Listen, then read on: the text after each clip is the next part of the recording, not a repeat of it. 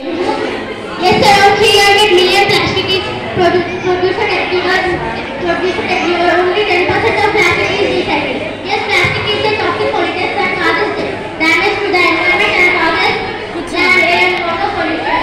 Recently, India has announced a single-use plastic ban, aiming to limit the consumption of plastic and eventually eliminate it by 2022. Better late than never. Don't you think that terms of plastic ban? Yes, 60 countries, around 60 countries have already banned plastic for partially in their countries. We need this opportunity to be passionate about the environment and be passionate about nurturing the next global barriers for the future of the planet. For an effective impact on both young and the old audience, Literature Cabinet has made an attempt to convey the message about single-use plastic in the form of skit in Telugu. So I welcome our visitors for their performance. Please give a big clap.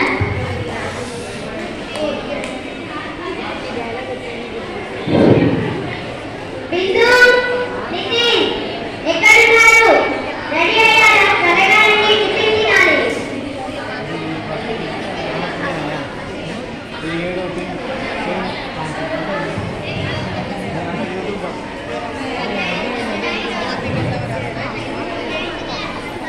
ప్రతిదీ లేట్గానే చేస్తారు.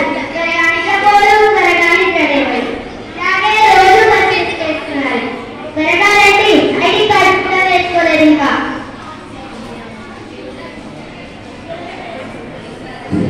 శశిక, ఈ రోజు వీళ్ళకి school లేదు. ఇప్పుడే second వచ్చింది. అబ్బా, ఈ రోజు ప్రశాంతంగా షాపింగ్ కి వెళ్ళాలనుకున్నానే. ఈ రోజే హాలిడే ఇవ్వాలా? అయినా ఈ రోజు ఎందుకు హాలిడే? వర్షాలు పడడం వల్ల రోడ్లన్నీ ఇండోరేంటి బస్సు వెళ్ళడానికి కూడా అవకాశం లేదు కదా, అందుకే హాలిడే ఇచ్చారేమో. నాన్న, రోడ్లెందుకు నీళ్ళతో నిండిపోతా?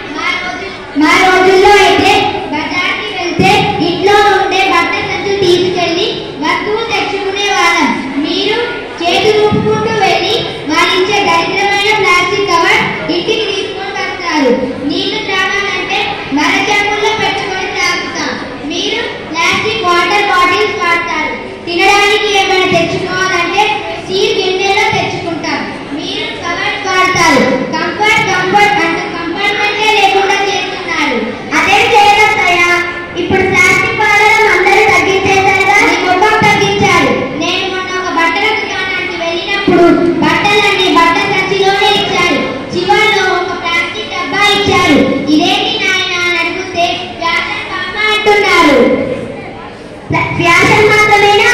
ప్లాస్టిక్ వల్ల డబ్బు, సమయం రెండు ఆదా అవుతుంది. మీరైతే స్టీల్ గిన్నెలు, మరచెంబులు అన్నీ మోసుకెళ్తారు.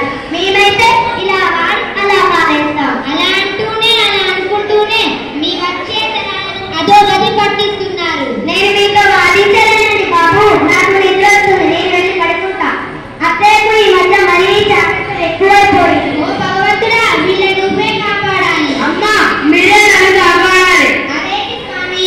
ఉదయం నిద్ర లేచిందే మొదలు రాత్రి పడుకునే వరకు సహజమైన పూలవాసన చూద్దామన్నా దొరకడం లేదు. అన్ని ప్లాస్టిక్ పూలు నా నెత్తిలో వేస్తున్నారు. బయట నుంచి తెచ్చిన ప్రసాదం అని చెప్పి ప్లాస్టిక్ కవర్లు అలాగే నా ముందు పెడుతున్నారు. ప్రసాదంతో పాటు కవర్లను కూడా తింటున్నారు. అజీర్ణ చేస్తూ చేస్తున్నాను. చెక్క పీటలు, నూనె దీపాలు, అరటి ఆకులు పోయి చాలా కాలం అయింది. ప్లాస్టిక్ పీటలు, ప్లాస్టిక్ ఆకులు, కరెంటు పంటలతో నాకు షాక్ ట్రీట్మెంట్ ఇస్తున్నారు. ఇలాగే చేస్తూ పోతే నా పంచభూతాలు కూడా నా మాటలు అవి ప్రజల దానం చేస్తాయి. అప్పుడు వచ్చి రక్షించమని అడిగినా నా చేతిలో ఏముండదు. అయ్యో భగవంతుడా, వీళ్ళకి ఎలా చెప్తే అర్థమవుతుంది స్వామి?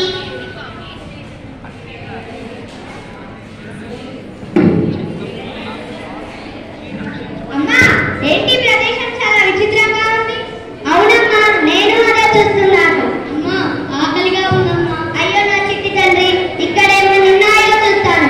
ఇక్కడ ఏమీ కనిపించట్లేదు. ఏం చెయ్యాలో తోచట్లేదు. అమ్మా, ఏంటది చాలా విచిత్రమైన శబ్దాలు వినిపిస్తున్నాయి? అవునమ్మా, ఏంటో చూద్దాం కదా.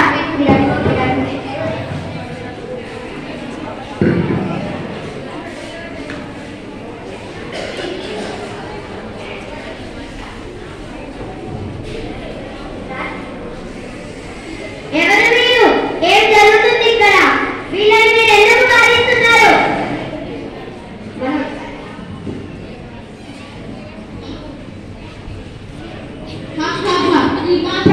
మా ప్రపంచానికి వచ్చి మీరెవరు మాట్లాడడానికి? మీ ప్రపంచమా? అంటే ఏమిటి? అవును, ఇది వాళ్ళ ప్రపంచం. దానికి కారణం మీరే. మేమేం చేశాం? నేను మానవులకు ప్రాణవాయువు ఇచ్చే కానీ ఇప్పుడు విషవాయువు ఇస్తున్నాను. నాలో రోజు రోజుకు పెరుగుతున్న కాలుష్యం వలన నేను శిథిలావస్థలో ఉన్నాను. ఒక అజ్ఞాన ప్రకారం సంవత్సరానికి వాయు కాలుష్యం వలన 20 లక్షల మంది చనిపోతున్నారు. నేను మీ జీవన ఆధారాన్ని మీరు నాలో వేస్తున్న ప్లాస్టిక్ సంచులు నాలో ఉన్న స్వచ్ఛతను నాశనం చేస్తున్నాయి. నాలో ఉన్న ప్రాణులు, నా మీద ఆధారపడి ఉన్న మానవులు, పక్షులు, జంతువులు అనేక రోగాలతో నాశనమైపోతున్నాయి. మీకు ఒక విషయం తెలుసా?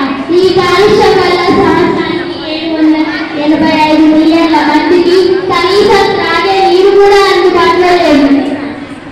సూర్యుడి వచ్చే అతి ప్రమాదకరమైన UV కిరణాల నుండి మిమ్మల్ని రక్షించే మీరు ఆకాశాన్ని, మీరు ఎంతమంది కాలుష్యాన్ని తగ్గించమని తాకీదు చేస్తున్నా మీరు మాత్రం మీరు చేస్తున్న కాలుష్యం వల్ల చూడండి, నా చొక్కా కూడా చిరిగిపోయింది.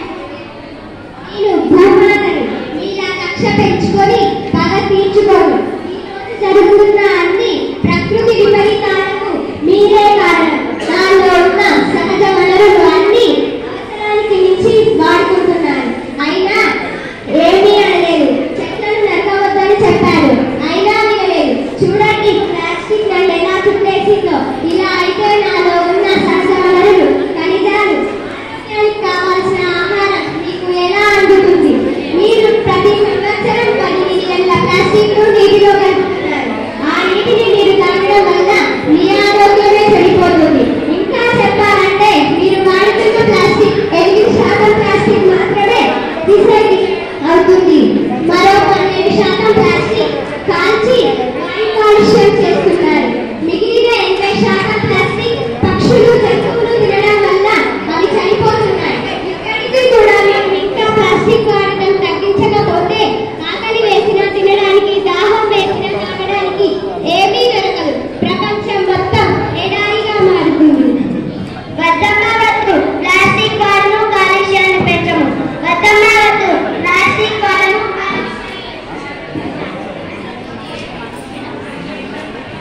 అమ్మా, శశిత, అమ్మాయి ఏమైంది? P.